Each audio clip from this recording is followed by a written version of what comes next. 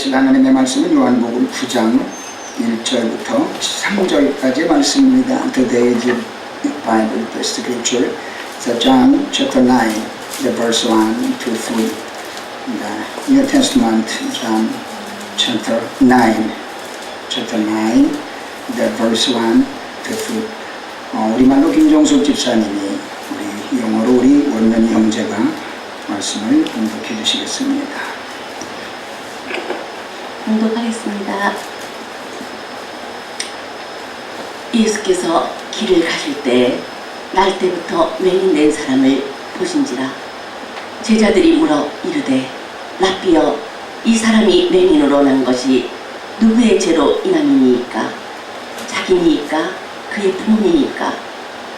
예수께서 대답하시되 이 사람이나 그 부모의 죄로 인한 것이 아니라 그에게서 하나님이 하시는 일을 나타내고자 하십니다. 아멘.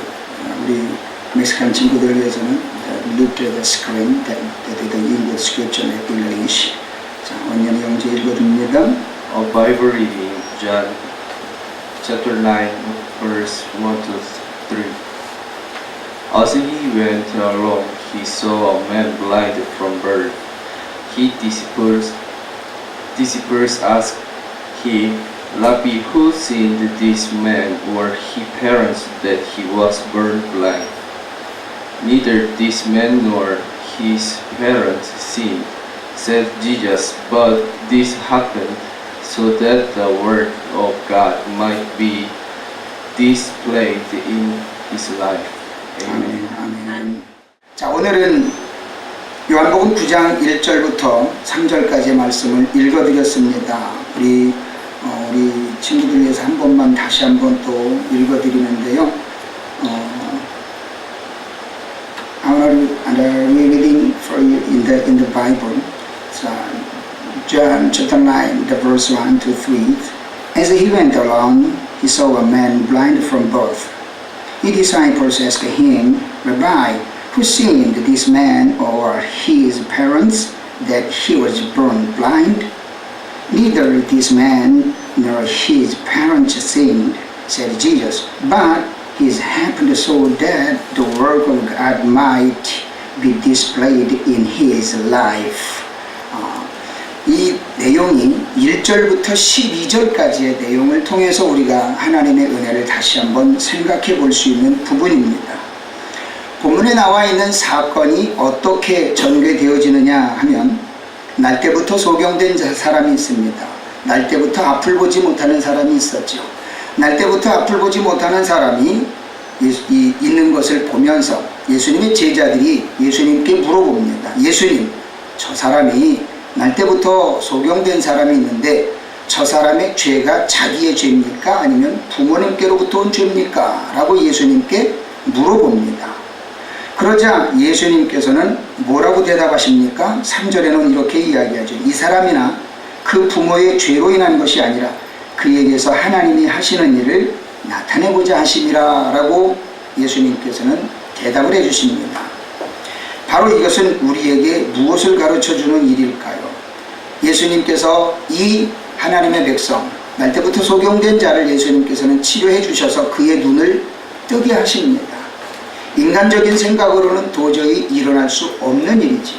나면서부터 소경이 됐다라고 하는 것은 나면서부터 시신경이 없기 때문에 볼 수가 없는 과정입니다. 그러나 하나님께서는 그에게 은혜를 주셔서 없는 시신경을 살려주셨고 그가 눈을 뜨고 볼 수 있게끔 해주셨던 것을 보게 됩니다. 왜 그랬을까요? 하나님은 저와 여러분을 만드신 창조주이십니다. 아멘. 그렇기 때문에 우리는 그 창조주 하나님을 믿고 나아가면 하나님께서는 우리의 모든 것들을 없는 것을 있는 것으로 부르시는 하나님의 능력을 통해서 이 모든 것들을 바꿔주시게 된다고 하는 겁니다. 그리고 소경에게는 예수님께서 치료해 주실 것이다라고 하는 믿음과 순종이 있었기 때문에 하나님께서는 그를 은혜를 베풀어 주셔서 예수님의 손을 통해 하나님의 은혜를 따라 못 보던 눈이 뜨게 되는 것을 우리는 보게 됩니다. 주님께서는 오늘날 우리 시대를 살아가는 모든 분들에게도 이것을 알게 하시기를 원합니다. 제자들이 예수님에게 했던 질문을 통해서 우리는 인생을 살아가는 평생을 통해서 갖게 되는 궁금증이 있습니다. 바로 죄라고 하는 것입니다. 그 죄가 나에게서 오는 것입니까? 아니면 우리 부모님에게서 오는 겁니까? 아니면 환경적으로 인해서 오는 겁니까? 라고 하는 수많은 질문들을 하게 됩니다. 이 수많은 질문 속에서 저와 여러분들이 분명히 깨달아 알아야 할 것은 어느 누구의 죄인가가 더 중요한 것이 아니라 하나님께서 어떻게 일하실 거냐라고 하는 것에 대해서 우리는 분명하게 초점을 바꿔가면 여러분들의 죄는 해결되어질 것이고, 아멘. 여러분의 삶에 찾아오는 모든 문제는 하나님의 능력을 따라 완벽하게 해결된다는 사실을 깨달아 알면서 오늘 우리가 가지고 있는 이 죄의 근원에 대해서 우리가 한번 생각해 보길 원합니다. 그래서 오늘 말씀의 제목도 죄의 근원이라고 하는 제목입니다. 이 죄의 근원이 어디에서 오는가를 우리가 네 가지를 한번 생각해 보면서 하나님께서 저와 여러분을 통해 어떤 모습으로 일하시며 여러분들이 어떤 영적인 해방감을 통해 하나님을 찬양할 것인가를 다시 한번 생각해 보면서 하나님을 기쁘시게 할 수 있는 아름다운 삶을 사시기를 예수 그리스도의 이름으로 축원을 드립니다. 첫 번째로 우리가 생각해 볼 수 있는 것은 아담으로부터 인한 죽음의 죄라고 하는 겁니다. 바로 이것은 우리가 너무나도 잘 알고 있는 원죄라고 하는 겁니다. 이 원죄는 어떻게 해결되어져야 할까요? 바로 예수 그리스도를 나의 구주로 영접할 때 이 모든 죄는 사해진다라고 하는 겁니다. 때문에 저와 여러분들이 예수 그리스도를 믿고 이 원죄를 해결된 뒤로부터는 주님 나는 죄인입니다, 나는 죄인입니다라고 스스로를 비하하기보다는 나는 죄사함 받은 의인입니다, 나는 예수님의 피로 죄사함 받은 의인입니다라고 하는 세상과 마귀 앞에서 당당하게 자기 자신을 드러낼 수 있는 믿음의 사람들이 되어져야 합니다. 어떤 분들은 예수님을 믿으면서도 평생을 죄인으로 살아요. 아닙니다. 여러분들은 죄인이 아니라 죄사함 받은 의인이라고 하는 사실입니다. 때문에 저와 여러분들이 그 당당함을 가지면 악한 마귀 앞에서도 여러분들은 당당할 것이고 세상의 모든 일들 앞에서 저와 여러분들은 당당함으로 인해서 날마다 승리하는 삶을 살아가게 된다는 사실을 믿으시길 바랍니다. 그 모든 관계에 해결되어진 부분을 사도 바울은 로마서 5장에서는 우리에게 분명히 가르쳐 줍니다. 로마서 5장을 빨리 찾으실 수 있는 분들은 한번 찾아보시기 바랍니다. 저는 여러분들에게 말씀을 전하면서 성경 말씀을 찾을 수 있는 시간적인 여유를 드릴 테니까 찾으실 수 있는 분들은 빨리빨리 한번 찾아보시면 좋겠습니다. 로마서 5장 12절부터 21절까지는 아담으로부터 생겨졌던 그 죄의 모든 근본적인 문제를 예수님께서 어떻게 오셔서 해결해 주셨는가 라고 하는 것에 대해서 설명을 해줍니다. 로마서 5장 12절부터 21절까지 내용이 좀 깁니다. 하지만 이것을 제가 여러분들이 이해하기 좋게 천천히 읽어드릴 테니까 여러분들이 이 말씀을 읽으면서 예수님께서 나의 죄를 위해서 어떻게 일하셨는가, 또 그것이 나에게는 어떻게 적용되어지는가를 차근차근히 한번 이해해 보시기를 바랍니다. 5장 12절부터 21절까지를 제가 언독합니다. 그러므로 한 사람으로 말미암아 죄가 세상에 들어오고 죄로 말미암아 사망이 들어왔나니 이와 같이 모든 사람이 죄를 지었으므로 사망이 모든 사람에게 이르렀느니라. 죄가 율법이 있기 전에도 세상에 있었으나 율법이 없었을 때에는 죄를 죄로 여기지 아니하였느니라. 그러나 아담으로부터 모세까지 아담의 범죄와 같은 죄를 짓지 아니한 자들까지도 사망이 왕노릇하였나니 아담은 오실 자의 모형이라. 그러나 이 은사는 그 범죄와 같지 아니하니 곧 한 사람의 범죄를 인하여 많은 사람이 죽었은즉 더욱 하나님의 은혜와 또한 한 사람 예수 그리스도의 은혜로 말미암은 선물은 많은 사람에게 넘쳤느니라. 또 이 선물은 범죄한 한 사람으로 말미암은 것과 같지 아니하니 심판은 한 사람으로 말미암아 정죄에 이르렀으나 은사는 많은 범죄로 말미암아 의롭다 하심의 이름이니라. 한 사람의 범죄로 말미암아 사망이 그 한 사람을 통하여 왕노릇하였은즉 더욱 은혜와 의의 선물을 넘치게 받는 자들은 한 분 예수 그리스도를 통하여 생명 안에서 왕노릇하리로다. 그런즉 한 범죄로 많은 사람이 정죄에 이른 것 같이 한 의로운 행위로 말미암아 많은 사람이 의롭다 하심을 받아 생명에 이르렀느니라. 한 사람이 순종하지 아니함으로 많은 사람이 죄인 된 것 같이 한 사람이 순종하심으로 많은 사람이 의인이 되리라. 율법이 들어온 것은 범죄를 더하게 하려 함이라. 그러나 죄가 더한 것에 은혜가 더욱 넘쳤나니 이는 죄가 사망 안에서 왕노릇한 것 같이 은혜도 또한 의로 말미암아 왕노릇하여 우리 주 예수 그리스도로 말미암아 영생에 이르게 하려 함이라. 아멘. 여기서 우리에게 주어지는 요점이 있습니다. 바로 그것은 뭡니까? 우리는 죄인 되었었습니다. 아담으로 인하여 죄인이었습니다. 그러나 예수 그리스도께서 우리를 위하여 십자가에 죽어주시기 이전까지는 죄가 죄인지도 모르는 삶을 살았지만 죄는 분명히 존재했었다라고 하는 겁니다. 그러나 예수 그리스도께서 우리를 위해 이 땅에 오셔서 그 죄를 씻어주시는 십자가의 사건을 감당하신 뒤에 우리는 어떤 사람이 되었습니까? 죄사함 받은 의인이 되었다라고 하는 겁니다. 이것을 저와 여러분들이 분명하게 믿고 나아가게 될 때에 예수 그리스도 한 분이 우리를 위해 십자가에 죽어주시는 순종을 이룸으로 인하여 우리는 의인이 되었고, 이제는 그 죄가 나를 주관하는 것이 아니라 하나님의 은혜가 우리를 주관하기 때문에 우리는 죄 앞에 사망 앞에 당당하게 살아갈 수 있는 하나님의 거룩한 백성들로 살 수 있게 됐다는 것을 설명을 해주고 있다고 하는 겁니다. 때문에 저와 여러분들의 모든 문제는 해결되어졌고 예수 그리스도의 피값으로 완벽하게 해결되어진 것을 믿으며 세상 앞에서 당당하게 살아가며 날마다 승리하는 저와 여러분의 삶이 되시기를 예수 그리스도 이름으로 축원을 드립니다.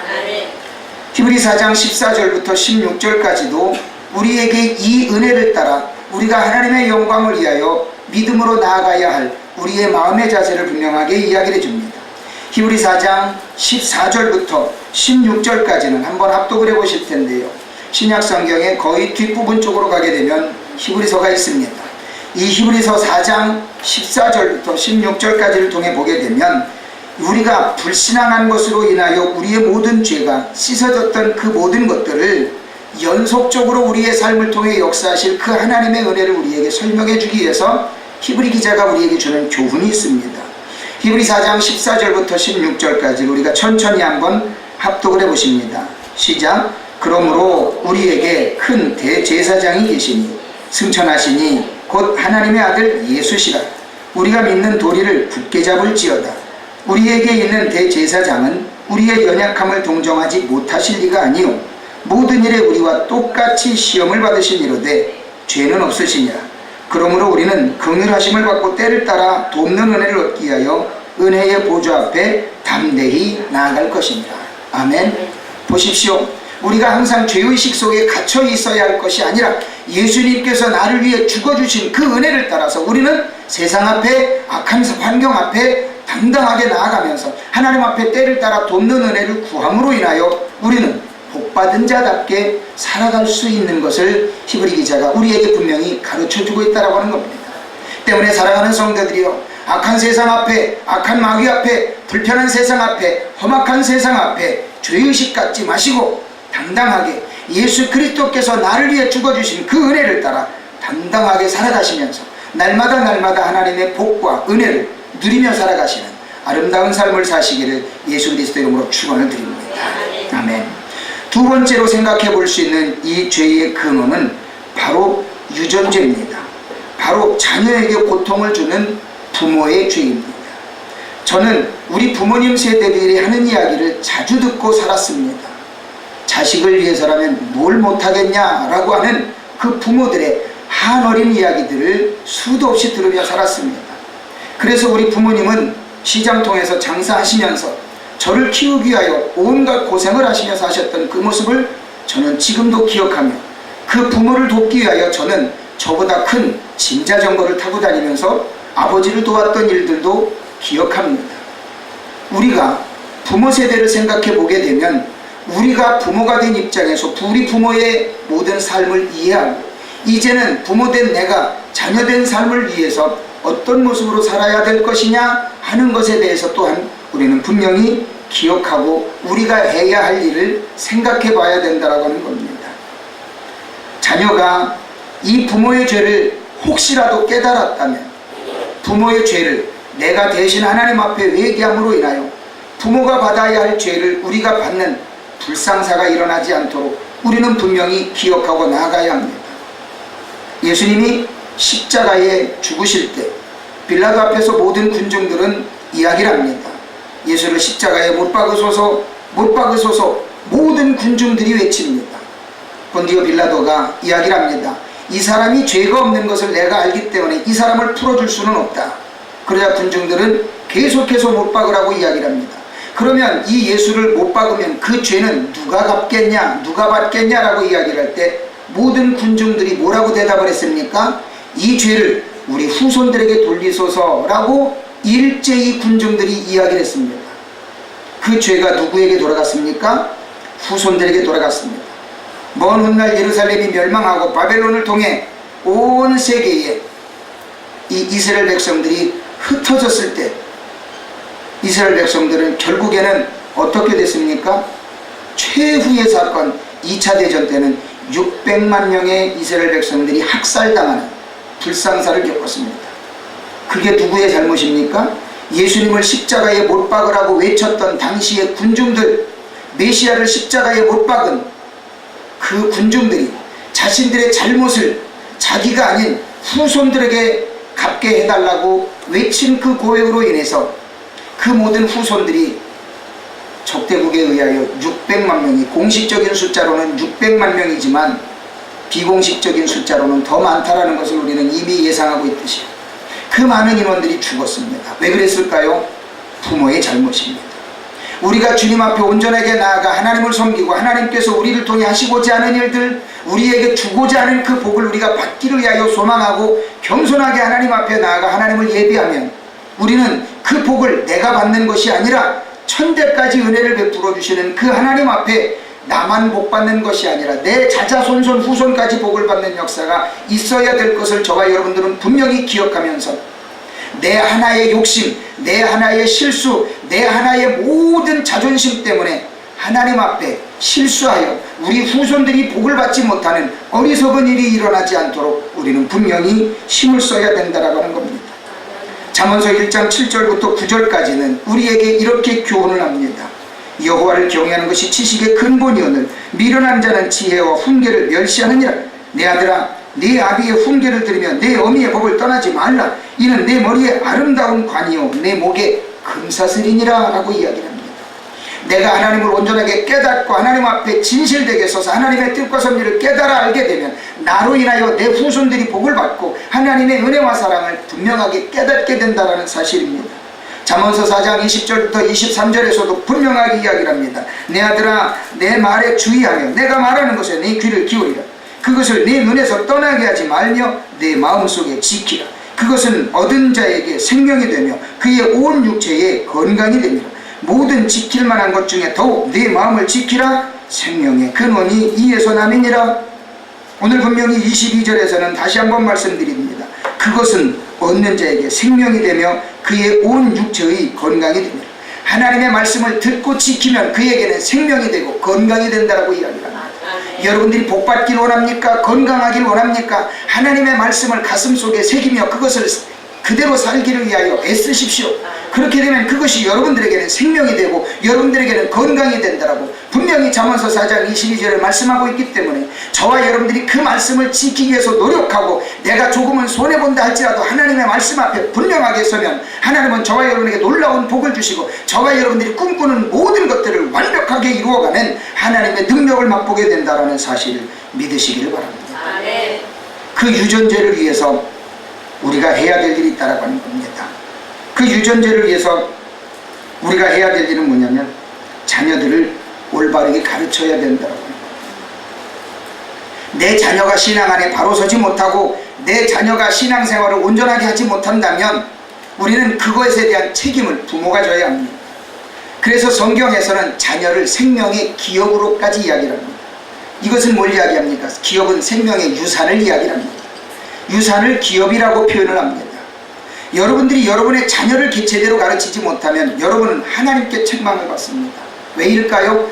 우리에게 하나님께서 생명을 즉 자녀를 주신 이유는 우리의 신앙을 이어갈 후계자로 하나님께서 주셨다라고 하는 의미이기 때문에 내가 내 자녀들을 신앙 안에서 바르게 가르치지 못하면 그것은 그 자녀가 잘못된 것으로 끝나는 것이 아니라 내가 하나님 앞에 책망을 받는다라는 겁니다.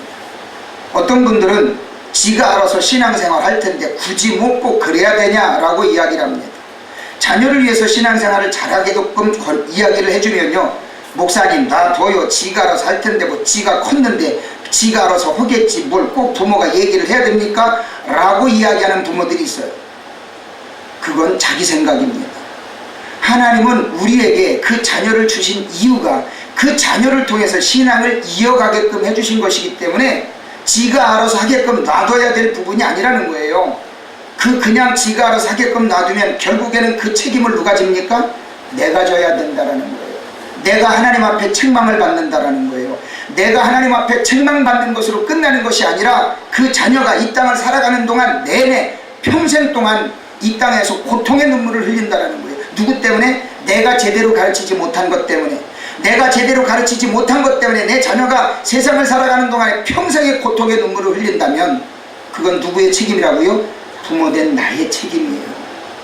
내가 내 자녀를 그렇게 망가뜨렸다라고 하는 거예요.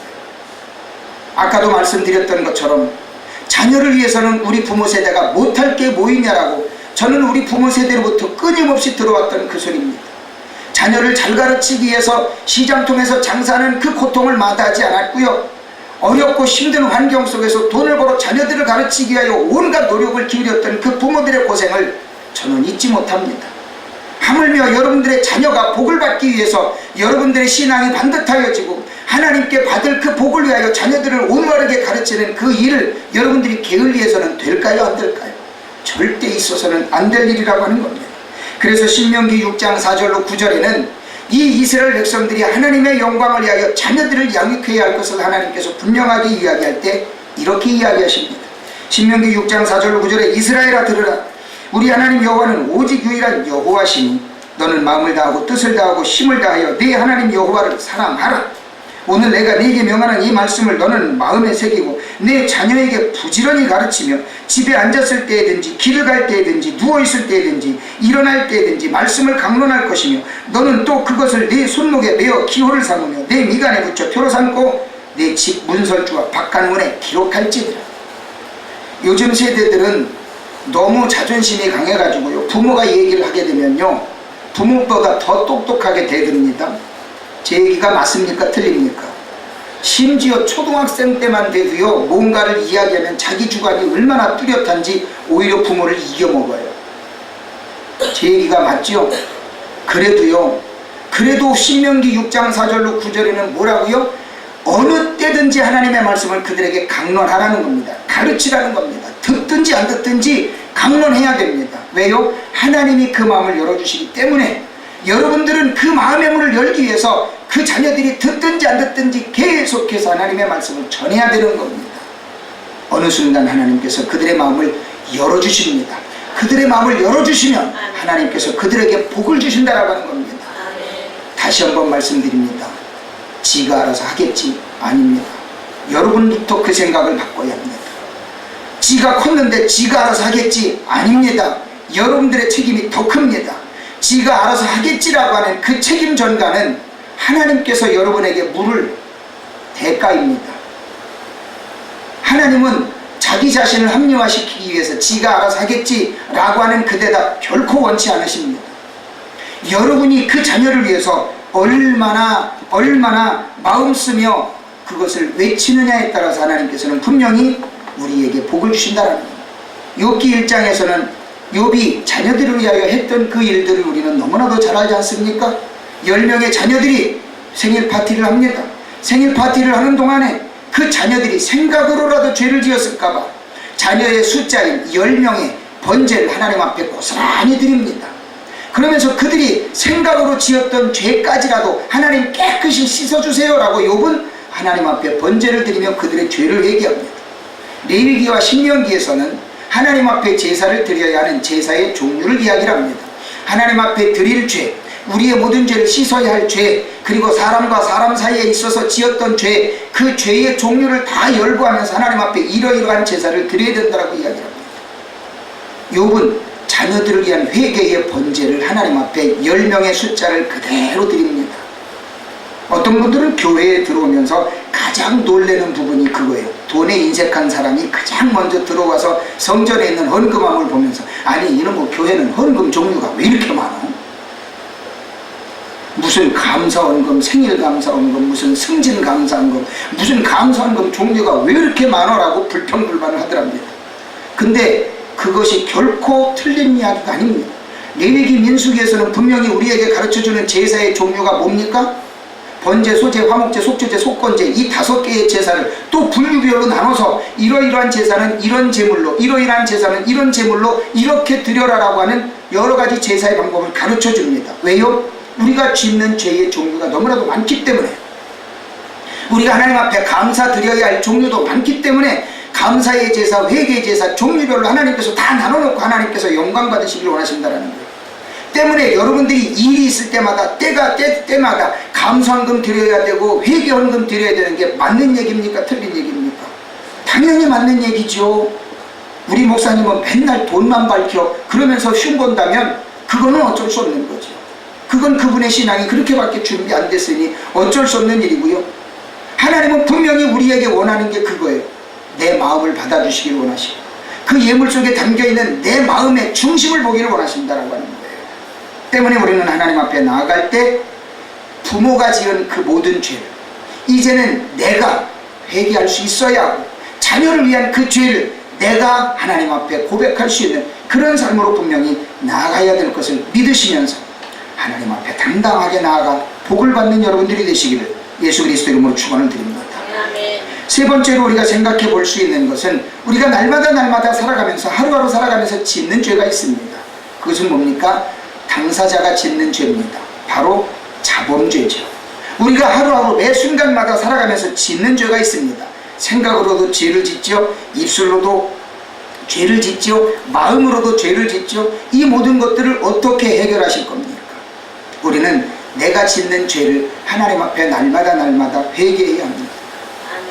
우리 목사님은 왜 하나님 앞에 나갈 때마다 맨날 회개하라고 그러는지 나는 도저히 이해가 안 가 라고 생각하는 분은 생각을 바꾸십시오. 우리가 하나님 앞에 나아갈 때는 회개가 우선입니다. 회개가 우선인데 성막을 이렇게 들어갈 때 보면 성막 뜰에는 뭐가 있는지 아십니까? 번제를 드리기 전에 물두멍이 있습니다. 물을 이렇게 담아놓는 큰 그릇이 있습니다. 우리말로 이야기하면 함지박이죠. 그 함지박은 속이 아주 깨끗하게 씻겨져 있기 때문에 얼굴을 비치면 거울과도 같이 비춰집니다. 거기에 먼저 손을 씻습니다. 그리고 나 자신을 봅니다. 내가 어떤 모습으로 주님 앞에 나아왔나. 그것을 보게 하고 나아가서 번제를 제사장에게 드리고 그 죄를 제물에게 전가시키고 제사장을 통해 하나님 앞에 제물로 드려집니다. 나 자신을 보지 못하는 자, 나 자신이 하나님 앞에 온전하게 드려지지 못하는 자, 우리는 하나님 앞에 드려질 수 없다라고 하는 겁니다. 바로 이것이 내 죄를 하나님 앞에 내어드리는 겁니다. 이 나 자신을 하나님 앞에 드릴 때마다 나는 하나님 앞에 의롭다 인정함을 받을 수 있습니다. 죄를 짓는 종류는 2가지가 있습니다. 불신자가 짓는 죄가 있고 성도가 짓는 죄가 있습니다. 불신자가 짓는 죄가 뭔지 아십니까? 로마서 1장 28절로 32절에는 하나님을 믿지 않는 자들이 짓는 죄를 설명을 해줍니다. 로마서 1장 28절로 32절에서는 하나님을 믿지 않는 죄의 본질적인 모습을 이렇게 이야기합니다. 로마서 1장 28절로 32절에 또한 그들이 마음에 하나님 두기를 싫어합니다. 이게 가장 큰 죄입니다. 마음에 하나님을 두려고 하지를 않아요. 하나님께서 그들을 그 상실한 마음대로 내버려 두사 합당하지 못한 일을 하게 하셨으니 하나님을 마음에 두지 않았기 때문에 하나님은 우리가 죄를 짓는 자리에 그냥 내버려 둔다는 겁니다. 죄를 짓게끔. 왜요? 하나님이 내 안에 들어오는 것을 싫어했기 때문에 하나님은 애써 그곳에 들어가려 하지를 않으신다라고 합니다. 이걸 뭐라고 이야기합니까? 신학적인 의미로는, 용어로는 자율적 의지라고 이야기합니다.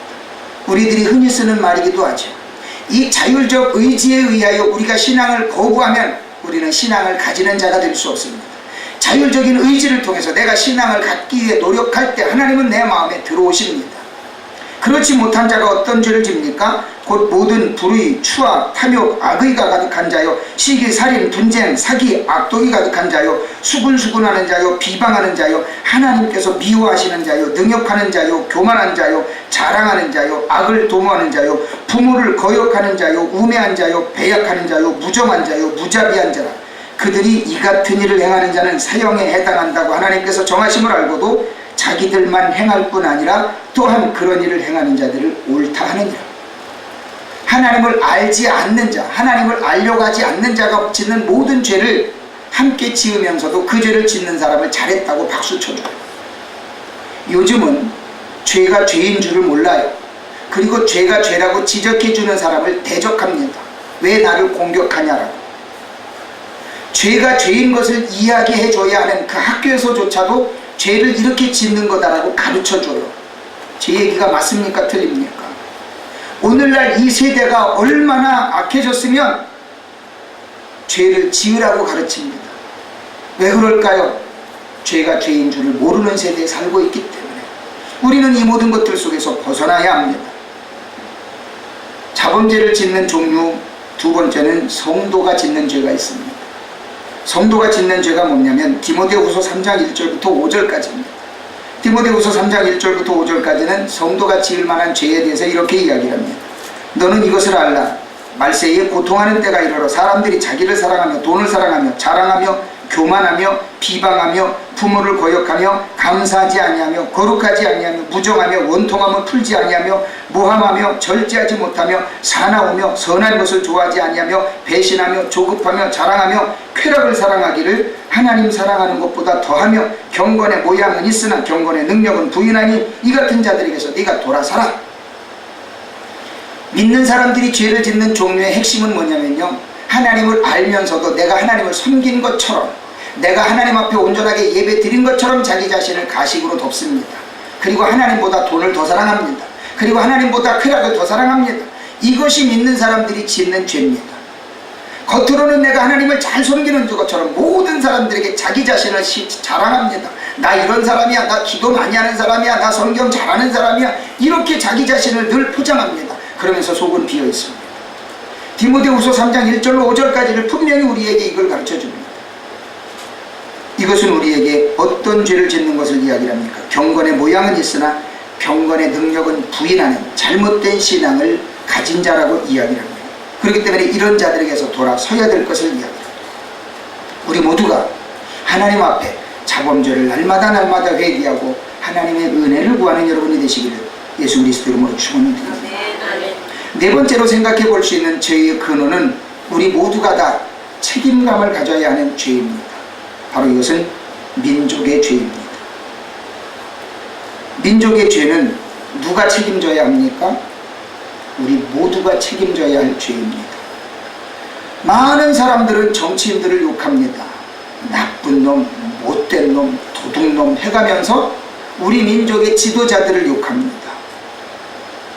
그러면 여러분들이 그 지도자들을 욕할 자격이 있는 분들입니까? 없는 분들입니까? 많은 사람들이 얘기해요. 내가 세금 냈는데 당연히 욕할 자격이 있지.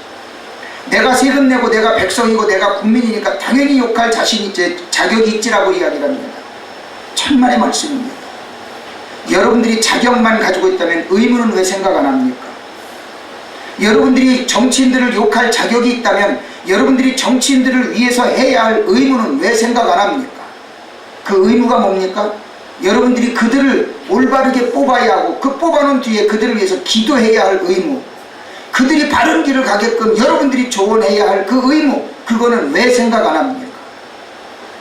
자기가 뽑아놓고도 욕하는 사람이 있어요. 그리고 내가 안 뽑았으니까 절대적으로 안 된다라고 아주 무조건적인 반대를 하는 분들이 있어요. 이것은 결코 있어서는 안 됩니다. 이 민족적인 죄를 우리는 분명히 무엇으로 감당해야 합니까? 지도자들을 위해서 우리는 애써 기도하는 그 기도의 공력으로 저와 여러분들은 갚아가야 된다는 겁니다.